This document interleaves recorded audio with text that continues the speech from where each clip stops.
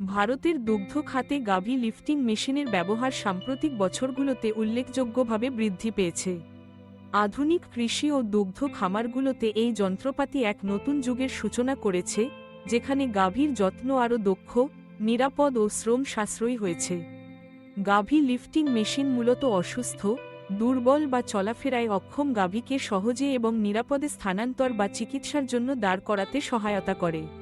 এটি বিশেষত তখন প্রয়োজন হয় যখন কোনো গাভী প্রসবের পর দুর্বল হয়ে পড়ে কিংবা পায়ের সমস্যার কারণে উঠে দাঁড়াতে পারে না। ভারতের কৃষি যন্ত্রপাতির বাজার বর্তমানে প্রায় $1.2 বিলিয়ন এবং প্রতিবছর প্রায় 10% হারে বৃদ্ধি পাচ্ছে। এই প্রবৃদ্ধি গাভী লিফটিং মেশিন সহ বিভিন্ন আধুনিক যন্ত্রপাতির চাহিদা বাড়িয়ে তুলছে। খামারিরা লক্ষ্য করছেন, গাভী লিফটিং মেশিন ব্যবহারে শ্রমিকের উপর নির্ভরতা কমছে, আহত গাভীর সেবা দ্রুত ও কার্যকরভাবে দেয়া সম্ভব হচ্ছে এবং গাভীর স্বাস্থ্যের উন্নতি হচ্ছে। আধুনিক যন্ত্রপাতি ব্যবহারে খামারের উৎপাদনশীলতাও বাড়ছে, ফলে খামার ব্যবসা আরও লাভজনক হচ্ছে। তবে এই যন্ত্রপাতির ব্যাপক ব্যবহার ও কার্যকারিতা সম্পর্কে এখনও আরও গবেষণা ও তথ্য সংগ্রহ প্রয়োজন।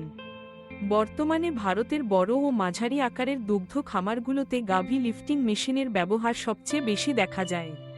অনেক খামারই এখনও পুরাতন পদ্ধতিতে গাভী স্থানান্তর করেন, তবে প্রযুক্তির সহজলভ্যতা ও সচেতনতা বাড়ার সঙ্গে সঙ্গে এই চিত্র দ্রুত বদলে যাচ্ছে।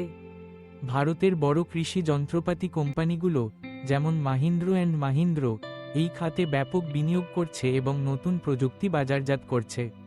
এতে করে ভবিষ্যতে গাভী লিফটিং মেশিনের উন্নয়ন ও ছড়িয়ে পড়া আরও বাড়বে বলে আশা করা যায়। সামগ্রিকভাবে, গাভী লিফটিং মেশিন ভারতের দুগ্ধ খাতকে আধুনিক ও টেকসই করতে গুরুত্বপূর্ণ ভূমিকা রাখছে।